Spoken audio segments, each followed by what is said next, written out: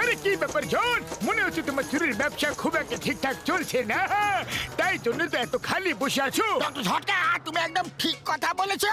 তোমরা কোথাকার রাজকার্য করছো, এখানে বসে মোটু পাতলুর জন্য অপেক্ষাই করছো। হয়তো তোমরাও ফালতু, তোমাদের বন্ধুও ফালতু। ওই আমার বন্ধুকে ফালতু বললে, ও একেবারে ফালতু নয়, ও বীর বাহাদুর।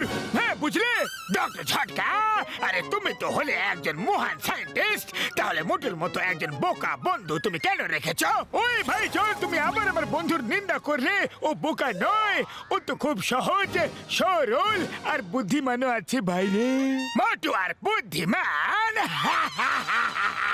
আমি ওকে যখন খুশি তখনই বোকা বানাতে পারি, এইরকম ব্যাপার। তাহলে ওকে বোকা বানিয়ে তো দেখাও ভাই রে, বাজি রাখলাম। হ্যাঁ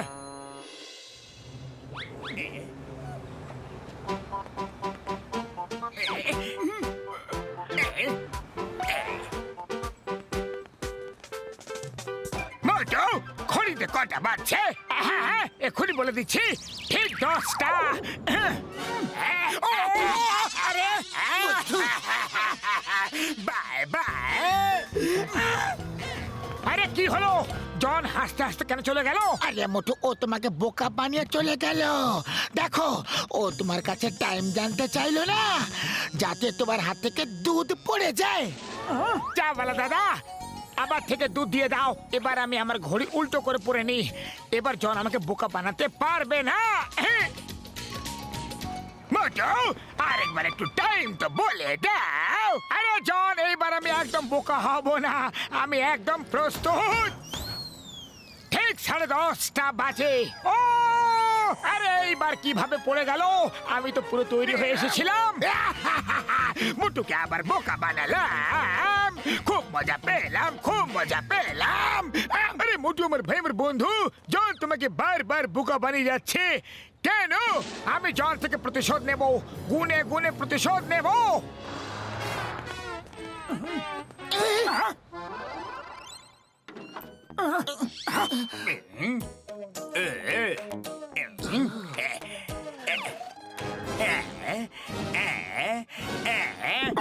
আরে কি জন আবার কবে থেকে ডাক্তার হয়ে গেল?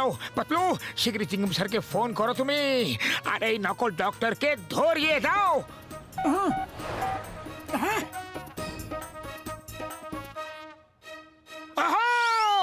জনের উপর প্রতিশোধ নেওয়ার সময় চলে এসেছে পাতলু। এমন এক রোগ নিয়ে জনের কাছে যাব আমি যে কোনোদিনও সেটা ভুলতে পারবে না। চিঙ্গাম স্যারকে ফোন করার কোনো প্রয়োজন নেই। মোটু, এরকম যেন না হয় যে নিজের পায়ে নিজেই কুড়ুল মারলাম। আরে পাতলু আমার ভাই, ইউ ডোন্ট ওয়ারি, আমি ওকে গিয়ে বলবো যে আমার একদম খিদে পাচ্ছে না। জন আমাকে জোর করে খিদে কিভাবে পাওয়াবে? আর যদি খিদে পেয়েও যায় তাহলে আমি ওকে বলবোই না যে আমার খিদে পেয়েছে। তুমি দাঁড়াও, আমি এখনই 50,000 টাকা নিয়ে আসছি। আরে চন্দ্রন, হঠাৎ ডক্টর কিভাবে হয়ে গেল তুমি? হ্যাঁ কেন, তোমার কি তাতে কোনো প্রবলেম আছে? আরে না না, আমার কোনো প্রবলেম নেই। আমি বাইরে তোমার বোর্ড দেখলাম তাই চলে এলাম। আমি আমার রোগের চিকিৎসা করাতে এসেছি, আমার একদম খিদে পায় না। এবার তুমি আমার চিকিৎসা করো প্লিজ। কেন নয়, কেন নয়, আমি যখন কথা দিয়েছি তখন সেটা আমি পূরণ করবই। আমার একটু সময়ের লাঞ্চ ব্রেক আছে, আমি এখনই আসছি।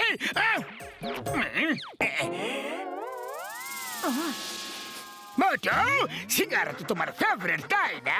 খেয়ে নাও, কেউ দেখছে না, আমি কাউকে বলবো না। কেমন ভাই, পাক্কা তো? Thank you, thank you. নম নম নম নম নম নম নম নম নম নম নম নম নম। ঠিক আছে, সিঙ্গারা তো তুমি খেয়ে নিয়েছো, এবার আমার 10,000 টাকা বের করো। আরে কিসের 10,000? তুমি তো বাইরে বোর্ড নিশ্চয়ই পড়েছো, যদি রোগ ঠিক হয়ে যায় তাহলে 10,000 টাকা দিতে হবে।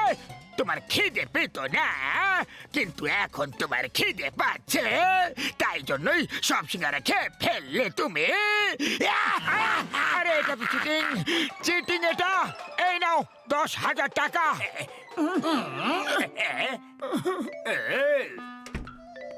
মোটো কি হলো? টাকা বের করতে পারলে জনের কাছ থেকে? আরে উল্টো ওই আমার থেকে 10,000 টাকা নিয়ে নিল। ও আমাকে সিঙ্গারার লোভ দেখালো। হ্যাঁ হ্যাঁ, আর হয়ে যাও বোকা, বারণ করেছিলাম তোমাকে। এবার বুঝতে পারলে নিজে পায়ে নিজে কিভাবে কুড়ুল মারতে হয়? আরে পাতলু হেসো না, এর পরের বার বলবো খাবারের স্বাদ চলে গেছে। জন স্বাদ তো আর ফিরিয়ে আনতে পারবে না। ও যা খাওয়াবে তাতেই বলে দেব যে স্বাদেই নেই। আরে জন, আমার মুখের একদম স্বাদ নেই, ওকে ফিরিয়ে নিয়ে এসো। একে 2 নম্বর ড্রয়ার থেকে ওষুধ বের করে দাও। এই নাও স্বাদের জন্য ওষুধ, খেয়ে নাও। এটা তো পেট্রোল। দেখলে, স্বাদ ফিরে এসে গেল না। এটা যে পেট্রোল সেটা তুমি বুঝতে পারলে। এবার বের করো আমার 10,000 টাকা। পেলে 50,000? আবার বোকা হয়ে চলে এলে। চিংগাম স্যারকে বলে জনকে অ্যারেস্ট করিয়ে দেব। না না, আমি আমার 50,000 টাকা জনের কাছ থেকে লুট করে ফেরত আসবো।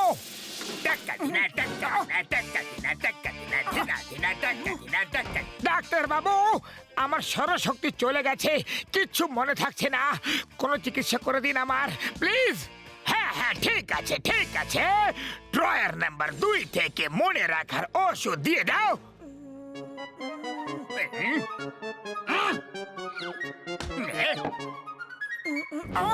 কিন্তু ড্রয়ার নাম্বার 2-তে তো স্বাদের ওষুধ ছিল, যেটা পেট্রোল ছিল। দেখলে, তোমার স্মৃতিশক্তি ফিরে এসেছে।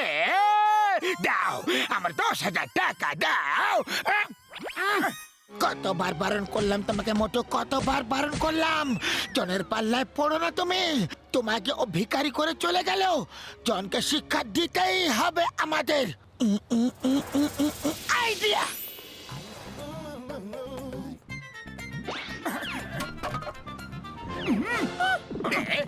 আরে বাবা, আমি উঠাই দিতেছি, দাঁড়া। আরে তুমি কেন কষ্ট করলে বাবু?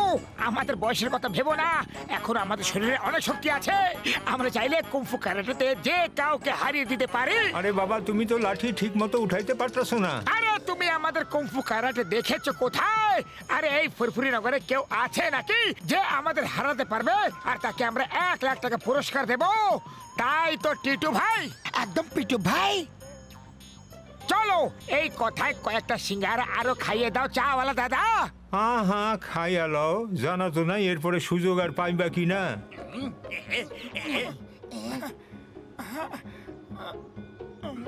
চাওয়ালা, সিঙ্গারাটা খুব ভারী, এটা একটু কেটে অর্ধেক করে দাও তো। আরে ভাই, একটা সিঙ্গারা তো তুলতে পারতাছো না। চলছে কুংফু ক্যারাটে করতে, তারপরে আবার 1 লাখ টাকার পুরস্কারও রাখছো। এবার তো উপরওয়ালাই বাঁচাবে। আমাদের শক্তিতে যেও না। আরে আমরা এমন কুংফু ক্যারাটে করব না। তাই তো টিটু ভাই। হ্যাঁ পিটু ভাই। 1 লাখ কামানোর সময় চলে এসেছে। বিটু স্যারজি, চলে এসো, ফাইট হয়ে যাক। টিটু স্যার, 1 লাখ বের করে রেখে দাও। আজ ফুরফুরি নগরের সম্মানের প্রশ্ন। আচ্ছা বাছা, যেমন তোমার ইচ্ছা। ওকে ওকে, রেডি স্টেডি গো।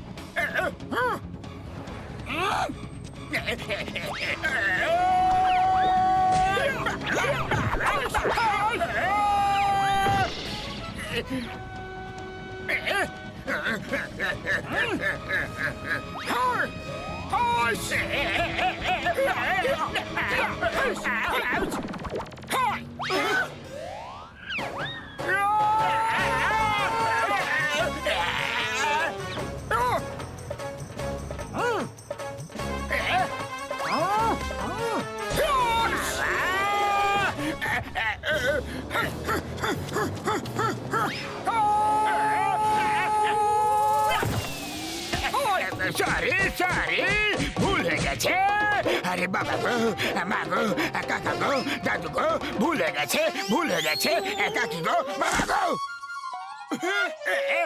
আর কোনোদিনও কাউকে বোকা বানাবে না, না হলে তোমাকে আরো মারবো। আরে এটা কিভাবে হতে পারে?